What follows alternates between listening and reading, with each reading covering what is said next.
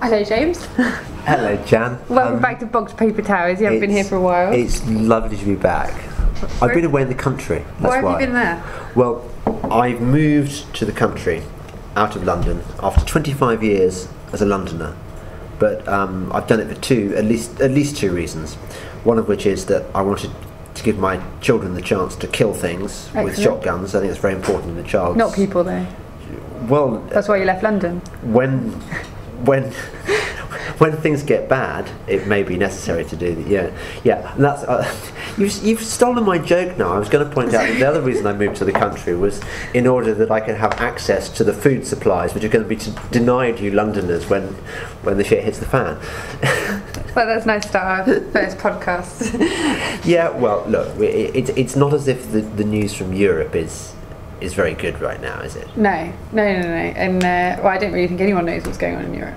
But nobody knows what's going on. Although it's amazing the number of commentators like Ambrose, Evans, Pritchard, who write as if they know exactly what's going on, and actually what is needed is more, on a massive scale, quantitative easing. Yeah. I love that idea that by money printing on a really epic scale, because we haven't done it properly before. No, we didn't figure out. Suddenly we will create this demand, because that's what governments can do, isn't it? They create demand by printing money. Yeah, but it's quite funny, isn't it? He said that it's ironic to think that we can control the gold standard, but it's actually okay that we can print money and we know what we're doing with it. He hasn't learned that lesson before.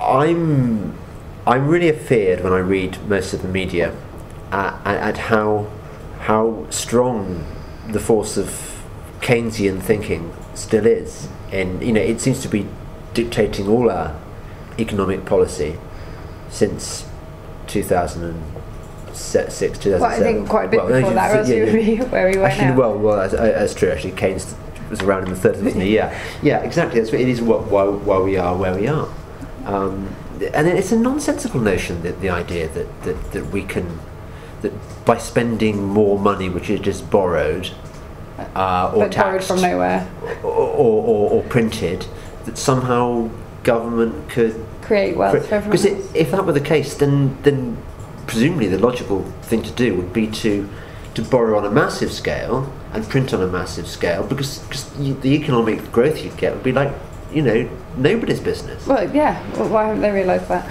Well, this morning, as I was driving up from my rural idyll, I wasn't driving up, I was on the train, I was listening to Brendan Barber, the TUC leader, right, talking about how he'd had enough of austerity. Because obviously governments have been deliberately choosing austerity as opposed to growth. They've been shunning growth and choosing austerity because they like austerity. It's extraordinary that this muddled thinking is given airtime in the media. The idea that somehow there was a choice between austerity on the one hand or growth on the other, and that for some reason the governments want to punish us and go for austerity. But we talked about this earlier on, didn't we? We were saying that people seem to be very short-sighted about everything, and it seems short-sighted and ignorant. But before we go, because it's so easy to get bogged down in, we are gold bugs and libertarians and Austrians here, are we not, at Bogpaper Towers? Yeah, and that's what we're all about here. One can end up repeating the same old things again and again, boring people rigid. So let's talk about something new briefly, which is I think the quite good news of David Cameron's cabinet reshuffle. Have you been following this? Not really, but you were telling me about it briefly, and I quite like this idea that you feel that David Cameron's leaving his ministers to sort it out amongst themselves. I think what David Cameron is doing is it's the equivalent of putting two rats in a sack and letting them fight to the death and see which one wins. So, for example, Cameron's new head of DEFRA, what is it, Department of Environment, Fisheries and Agriculture, right, is Owen Paterson.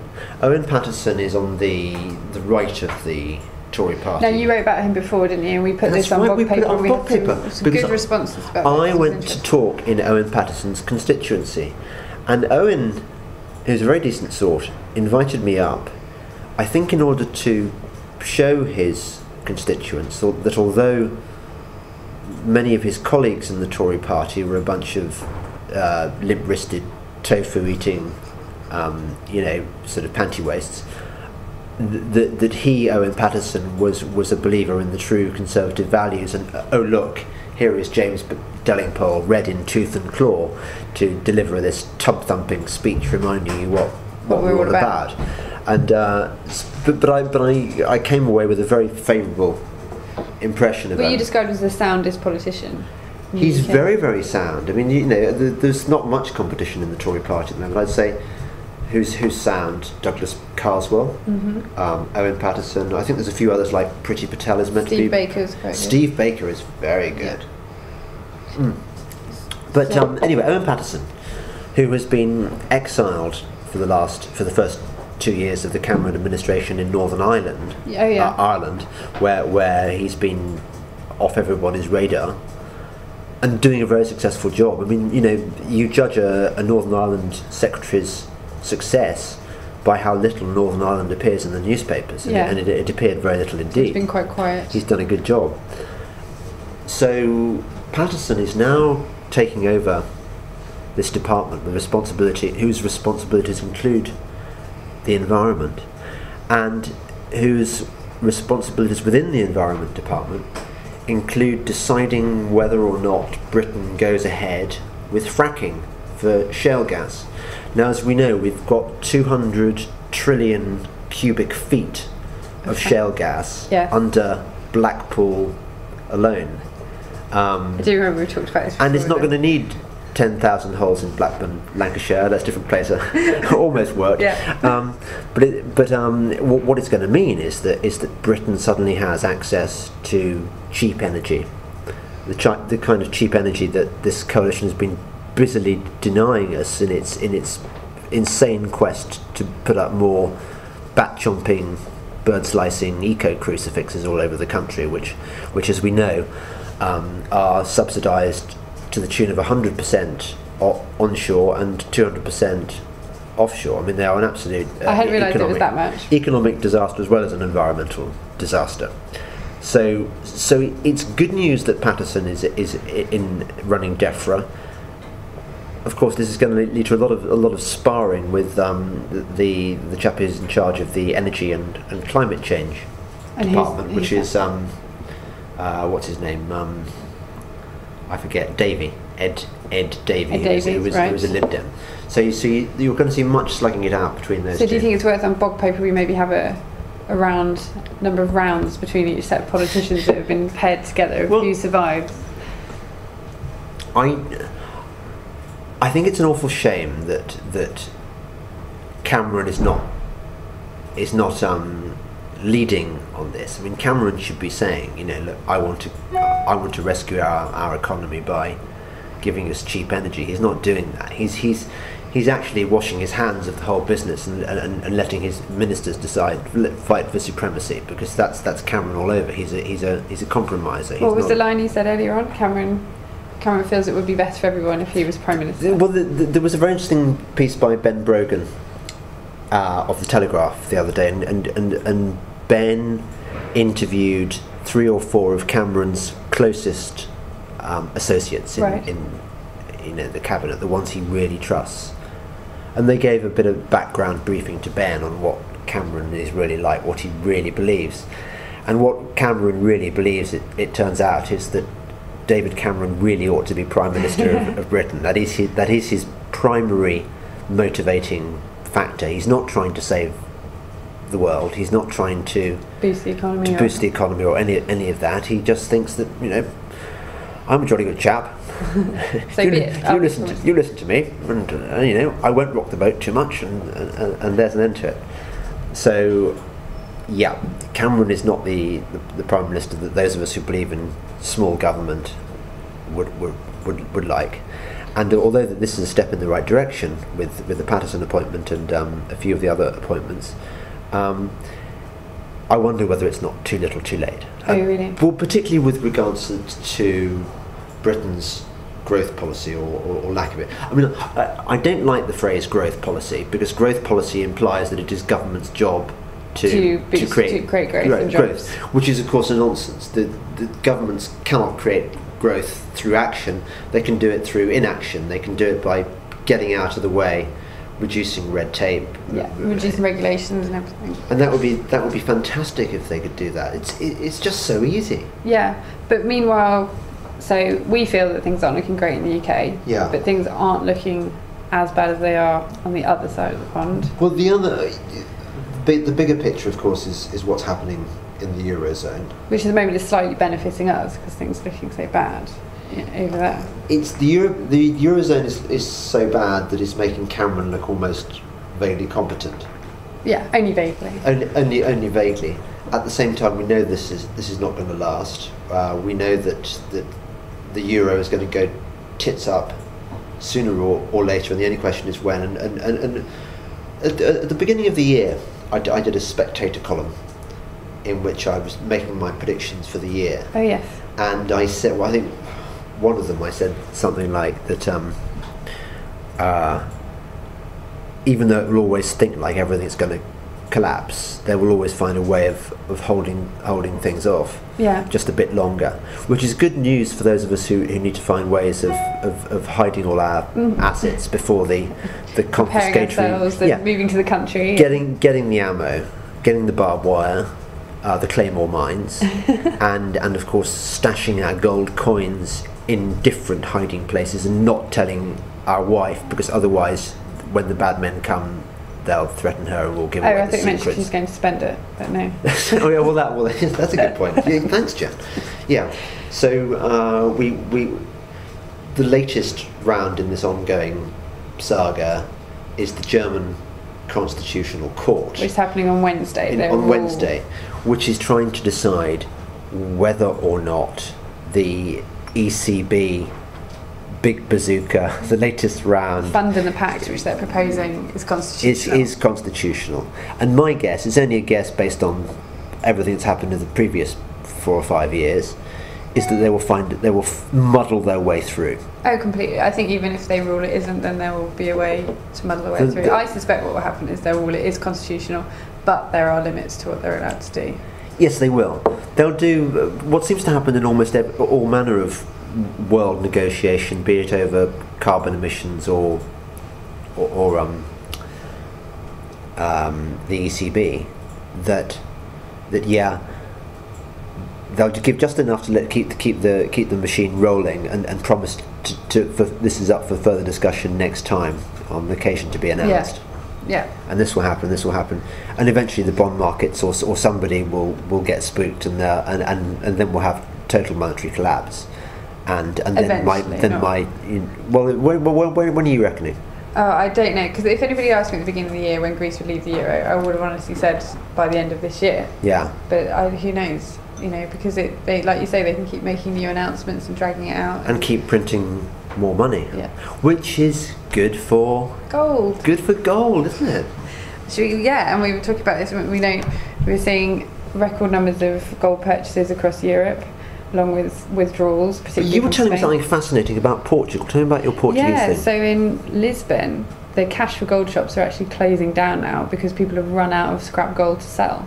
So we talk about scrap gold, things like jewellery, gold trinkets, and they've run out of gold because things are so bad there that they've already had to take it there. So where's all the gold gone that they sold to the cash for gold shops? Well, now Portugal and Italy, who are having the same situation, their biggest export is gold to Switzerland, where it's being taken to melted down. And who owns this gold? Well, probably the cash for gold shops, who then sell it to the refineries. Right. Because that's another thing I wanted to talk to you about. I really like the idea that the real asset company is now giving people who own gold a choice of where to stock their. Yeah, well, not only that, and that they can have their own vault. They have their own vault. The most exciting thing. But what I love about it is that the choice you're offering is either London, Geneva or Hong Kong. Or a series of other locations as well, if they want to talk to us. What, the Maldives? We'll certainly look into it. I'm looking at Botswana at the moment. No, I'm not really. That was just one of the options. Well, Botswana's not a joke. Botswana it's the most stable country in Africa. Yes, I know. With the highest GDP growth in the last 40 years in any other country. Almost dully so. Anyway, back to... But back to... where would you... Who would you trust the most? The Swiss, the British, or the Chinese? There's a part of me would want it on my home turf. Yeah. And there's another part that, sort of, that is, most people do seem to trust Switzerland, and I would go with Geneva. But I think it's a lot of it's down to personal preference, and there are arguments for and against both sides of things. And we were saying earlier on that hopefully the Real Asset Company will be releasing sort of ways that you can decide where to store your gold. Where would you go for? Switzerland. Definitely. Look, you've got to think of the possibility that in 3 years' time, this country could be being run by Ed Miliband, Ed Balls, and Vince Cable. Vince Cable this morning was already making noises about mansion taxes and other confiscatory methods to create more fairness by taxing the rich. Well, one of the ways traditionally that these socialists have created more fairness is by confiscating gold. Well, it's happened in America. It hasn't happened here before, has it? No, it hasn't happened here before. But I mean, when people think of the name FDR, they don't think of him as an extremist, do they? No, and I'm not debating that. But I don't think we can scare people too much into confiscation. There isn't evidence of that happening in the past in this country. No, but I don't think that we've ever had a situation in the last 150 years where there has been such a desperate cause. This is worse than the Great Depression, I think. Well, and I also think a lot of people have got a lot more to lose this time around than they did in the Great Depression. So yeah, I would agree with that. The gold confiscation thing is scary, and we've talked about it before, and it's hard to know what to advise on it. But there isn't any evidence of it happening here, and in America there are a lot of arguments as to why they wouldn't be able to do it again. And the other thing to remember is when it happened in America, they didn't even go into safety deposit boxes. They didn't do that. I thought they did. No, they didn't. That's a myth. They didn't go into safety deposit boxes. So what happened then? Well, it was kept in the safety deposit box. It was just voluntarily, they bring your gold to you, you take your gold to them, and it was confiscated that way. But they didn't go into safety deposit boxes. Yeah, but the gold was still confiscated. Well, not in the safety deposit boxes. What, they just kept it there and hid it? Yeah. This was an article. We can put it up on Bogpaper later. Put it up. I'd like to read that. Do? Yeah. We'll read it. So we want to we're not in the business of creating myths. We want to scotch myths, don't we? Yeah, and we also don't want to scare people into thinking that they have to be scared of the confiscation next week. No, not next week. It'd be 2.5 years' time. 2.5 years when Labour come into power. Yeah, I don't know. Also, Switzerland is very, very hard to invade. You know that Hitler drew up a plan for the invasion of Switzerland, and it never came off, and it would have been very foolish. It would have. Apart from the fact that the Swiss are all armed, it's very, very difficult to invade that country. So you're voting for your own vault in Geneva? Well, obviously the peace-loving Chinese, they're not going to... I totally trust them, because they love us Skoyles so much, don't they? And, yes, big fans of ours. Yeah. But China, that's the other one, that they know what they're doing with gold, the citizens we were talking about. Sort of the Portuguese and the Spanish and the Italians might be selling that gold, and China's just buying it in huge sums. They're now the top owners, top gold investors in the world over India. We should be learning something from Chinese. Well, I think we will learn it when the renminbi is the new world's reserve currency backed by gold. Well, yeah, look forward to that one. So, anything else you want to talk about? I think we've delighted everyone enough. We've scared everyone into the future of our government, the euro, and gold confiscation. Yeah. Okay, well, if you want to find out any more about having your own vault, then please visit therealasset.co.uk. Thank you, James. Thanks, Jan.